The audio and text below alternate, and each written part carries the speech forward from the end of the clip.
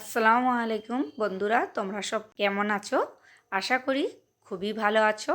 এখানে আমি chicken recipe বানাতে যাচ্ছি, যেটা একদমই সিম্পল। তো এই ধরনের সিম্পল চিকেন রেসিপিটা কিন্তু চালের আটা রুটির সাথে কিন্তু খুবই খেতে ভালো লাগে। তাহলে চলো দেখে নিই ভিডিওটা পুরো। এখানে আমি দুটো পেঁয়াজ কুচি একদম ভালো করে কুচিয়ে নিয়েছি। তারপরে আমি আদা রসুনের পেস্টটাও নিয়ে নিয়েছি। পেঁয়াজগুলো ভালো করে আমি ওয়াশ করে নেব। কাটা হয়ে গেছে, আমি এখানটা করে একটু সাফাইও করে নেব। করে নেওয়ার পরে আমি এখানে নিয়ে নিচ্ছি 1 কিলো চিকেন, যেটাকে ভালো করে ওয়াশ করে রেখে দিয়েছিলাম। তো দেখতেই পাচ্ছ চিকেনটা। তারপর আমি গ্যাস অন করে কড়া বসিয়ে দেবো। কড়া বসিয়ে তেল ঢেলে দিয়ে তেলটা গরম হয়ে গেলে চিকেনগুলো সব একটা করে সবগুলো ঢেলে দিতে হবে। ঢেলে দিয়ে একবার নেড়ে চেড়ে নেবো।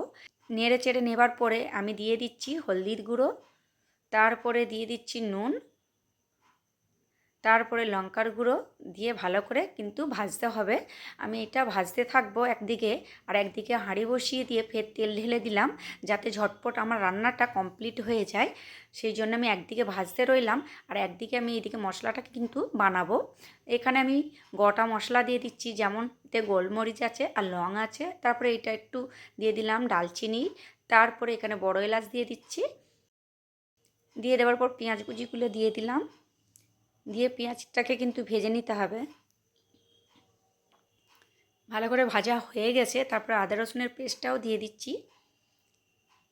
তারপরে একটা তেজপাতা দিয়ে দিলাম, তোমরা চাইলে নাও দিতে পারো। তারপরে আমি এখানে হলদি গুঁড়ো দিয়ে দিলাম, তারপরে লঙ্কার গুঁড়ো, তারপরে ধনের গুঁড়ো, আর তারপরে নুন। তারপরে এখানে দিয়ে দিচ্ছি আমি কাশ্মীরি লঙ্কার গুঁড়ো। তোমাদের হিসাবসে মানে মশলাগুলো টেস্ট হিসাবসে দেবে। তারপরে এখানে আমি দিয়ে দিলাম একটু জল, দিয়ে ভালো করে মশলাটাকে ভোনার পর আমি এখানে দিয়ে দিচ্ছি দুটো টমাটারটা দিলে কিন্তু কালারটা ভালো আসে আর খেতেও ভালো লাগে। তারপরে একটু জল দিয়ে আমি ঢাক্কানটা লাগিয়ে মিডিয়াম আঁচ করে রেখে দিলাম, যাতে টমেটোটা গলে যায়। ফের দেখতে পাচ্ছ ঢাক্কানটা খুলে আমি ভালো করে নেড়ে চেড়ে নিচ্ছি, টমেটোগুলো যাতে গলে যায় সেই জন্য আমি একটু ট্যাপ ট্যাপ করে দিলাম। তারপরে এখানে দেখতে পাচ্ছ আমার কিন্তু চিকেনটা ভালোভাবে ভাজা হয়ে গেছে, লাল লাল করে একদম।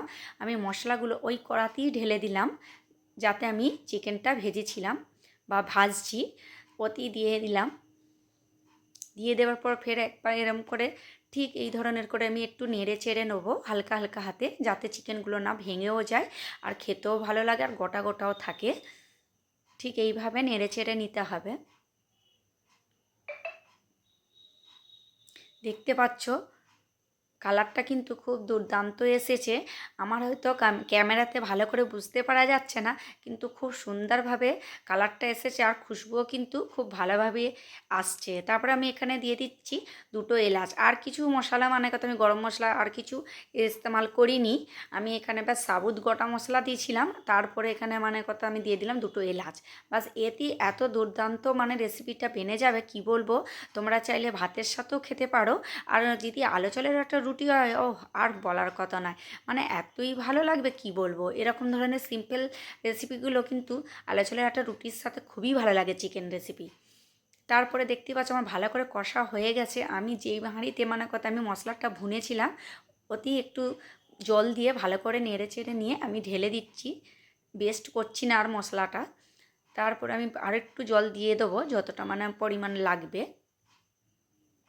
দেবার পর আমি 5 মিনিটের জন্য আমি ঢাক্কান লাগিয়ে দেবো।